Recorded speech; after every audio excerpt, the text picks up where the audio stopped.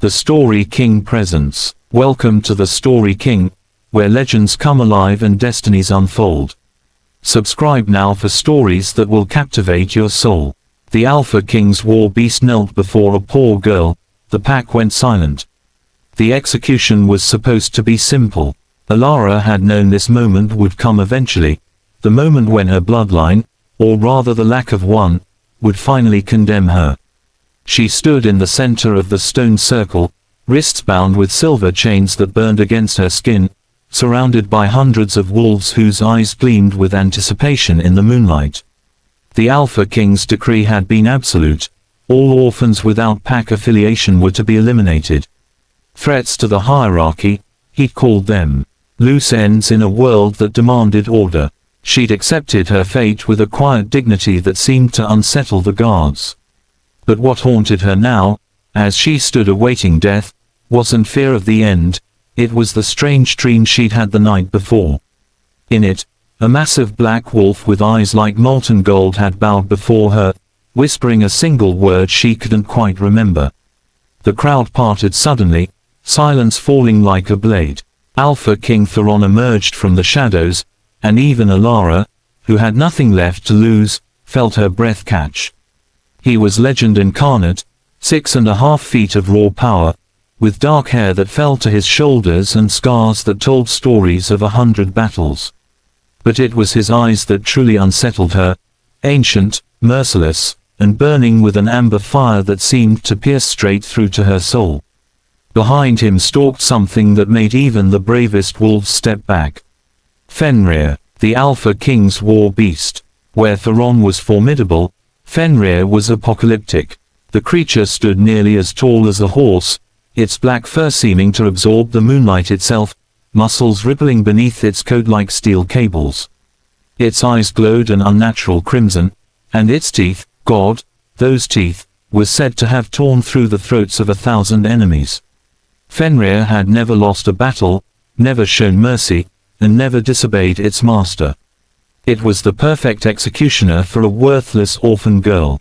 Elara of no pack, Theron's voice rolled across the assembly like thunder. You have been found guilty of existing outside the natural order. The sentence is death. Fenrir will carry out the execution, and your body will serve as a reminder that the hierarchy must be maintained.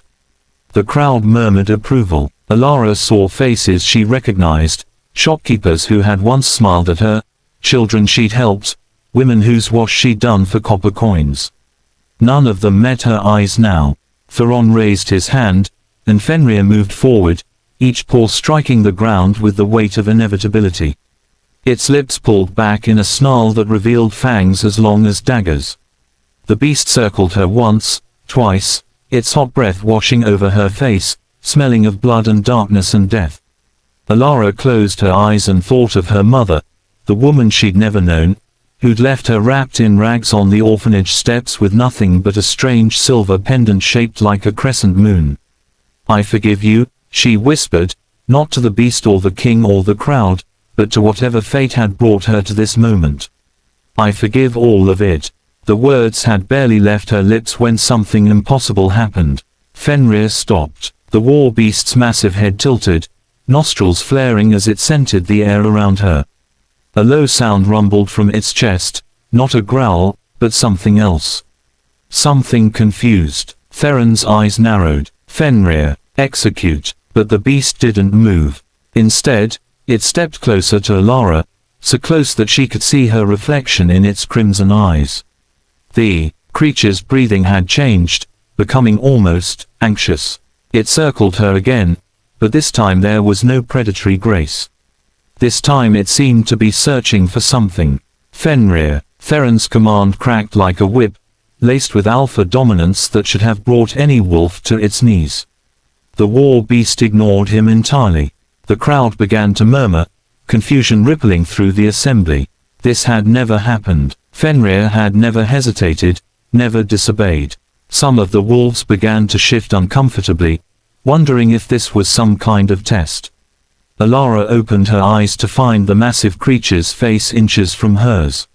Up close, she could see intelligence in those red eyes, ancient and knowing and suddenly, inexplicably, reverent. Then Fenrir did something that made the entire pack gasp in collective shock. The war beast lowered itself to the ground, massive head bowing until its snout touched the earth at Elara's feet, in the unmistakable posture of submission. The silence that followed was absolute. Impossible, someone breathed. Theron moved with supernatural speed, crossing the distance in a heartbeat. His hand went to Fenrir's scruff, attempting to force the beast up, but the creature wouldn't budge. If anything, it pressed itself lower, a high whine emerging from its throat, the sound of recognition, of greeting, of devotion. "What is this?" Theron's voice was deadly quiet, but Elara heard something beneath the rage. Fear. The Alpha King was afraid. "I don't know," Elara whispered truthfully. The silver chains around her wrists had begun to warm, and the pendant beneath her ragged dress felt like it was burning against her skin. Fenrir's eyes never left her face, and in them she saw that same scene from her dream, the massive black wolf bowing before her. But now she remembered the word it had spoken, bloodlines. Theron grabbed Elara's chin, forcing her to meet his gaze. She expected violence, but what she saw in those amber eyes was far more complex: suspicion, calculation, and beneath it all, a flicker of something that might have been wonder. "Who are you?" he demanded. "Your mother, who was she?" "I don't know. I'm an orphan. I've always been." "No." His grip tightened, not painful but insistent. "No one is, just, an orphan. Everyone comes from somewhere." His eyes dropped to her neck, where the pendant had worked its way free of her dress. The moment he saw it, his entire body went rigid. "Where did you get that?" "It was left with me when I was abandoned." "Why? What does it?" Theron released her as if burned, taking 3 steps back. When he spoke again, his voice carried to every corner of the assembly, and it shook with an emotion Elara couldn't name. "Break her chains, my lord." One of the guards stepped forward, confused. "I said break them, now." The silver chains fell away, leaving red burns on Elara's wrists. She stood there, free but more trapped than ever by the weight of hundreds of eyes and the massive war beast that still knelt at her feet. Theron circled her the way Fenrir had, but there was something different in his assessment now. He was looking at her not as a condemned prisoner, but as a puzzle he desperately needed to solve. "That pendant," he said quietly, "bears the mark of the Moon Mother's bloodline. A line we believed extinct for 20 years, since the night the Lunar Queen was assassinated and her infant daughter disappeared." The crowd erupted in shocked whispers. Elara shook her head. "That's impossible. I'm nobody. I've lived in the slums my entire life. I don't have any." "Fenrir has never bowed to anyone but me," Theron interrupted, his eyes locked on hers with an intensity that made her knees weak. "Not to enemies, not to allies, not even to my own father before I killed him for the throne." The war beasts are bound by ancient magic to recognize only one thing: royal blood. He stepped closer, so close she could feel the heat radiating from his body, could smell cedar and smoke and something wild. "The beast recognizes you, Elara of no pack. Which means you are not, of no pack, at all." His voice dropped to a whisper meant only for her.